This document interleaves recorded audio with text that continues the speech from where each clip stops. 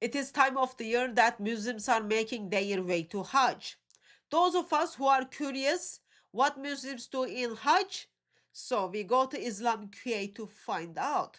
Here it is something you might find it interesting. A young man goes to Hajj, the pinnacle of Islamic worship. Think about it. A journey every Muslim is required to make if they are able to do so. This is supposed to be holy, secret, set apart for Allah as well as focused. So while this Mr. Muslim is there, he's thinking about sexual things. Yes, about sexual things. And you know what? Not just briefly, no, no, not briefly, to the point where he experienced let's say to the point where he experienced a physical release from those thoughts. Yes, Muslim man in Hajj, and these are the experiences he is having. House of Allah, most holiest place in the planet Earth for Muslims. The place they pay almost this year $18,000 to go and worship Allah. Yeah, those are the experiences they are having. And it's not only that. He worries about these experiences and then he goes to Islam QA and then asks the question, is my Hajj still valid? You know what? Yep, Islam QA takes its time and then replies to question. And answer is yes, completely valid. No penalty, nothing is required.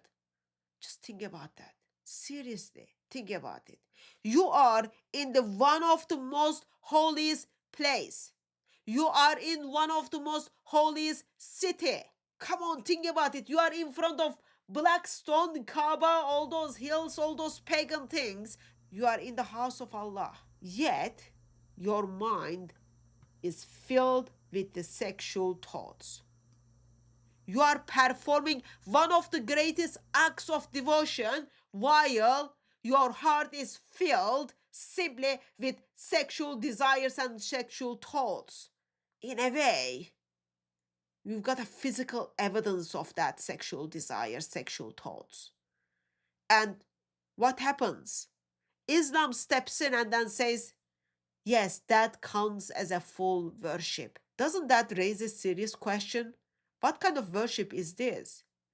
Because if worship can remain fully valid while your mind is something else, completely something else, it's not about caring for your mom or looking after your neighbor because your neighbor is sick. No, no. Your mind is completely something else.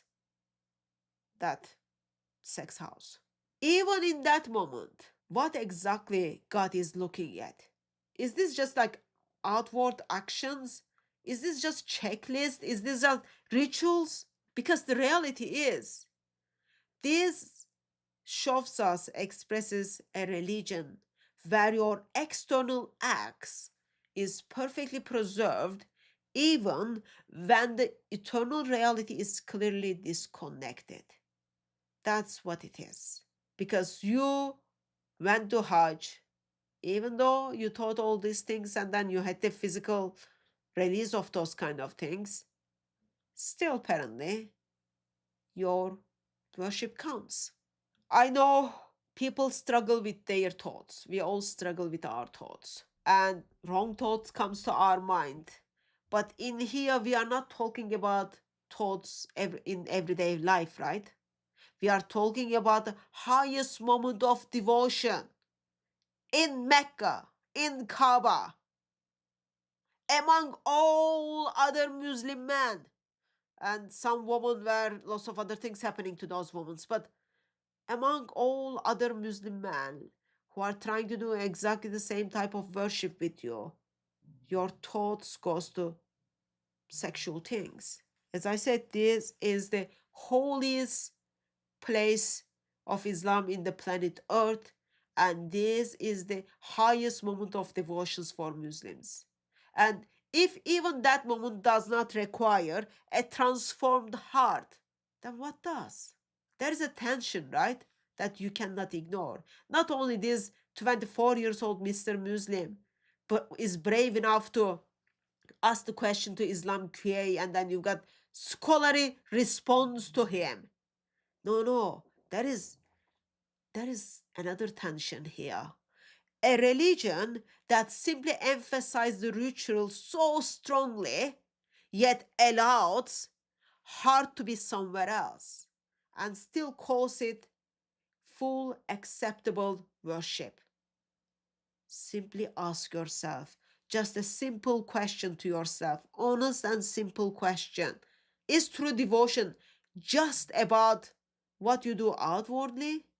Or should it demand something deeper, something eternal, something real? Because a worship that leaves the heart unchanged is the worship that should be questioned by everyone. And this is what's happening in Hajj. People are there outwardly doing their worship, but their hearts are still far from God. It breaks the heart of our God. Man looks outwards, God looks in the heart. Maybe this is another sign that Islam is very much man-made religion. I'm sure you already picked up, right? Problem is not just what we do outwardly.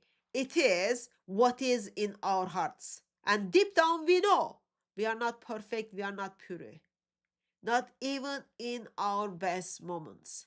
But the gospel of Lord Jesus Christ doesn't say, go and try harder or go and clean up yourself. No, no.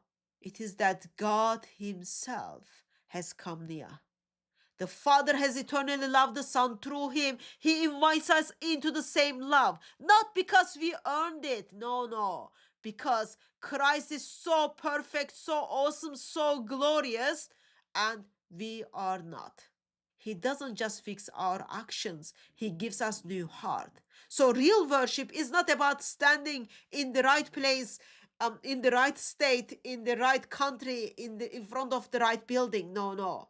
It is all about being brought by grace into the life and love of God Himself. And that should change everything once for all.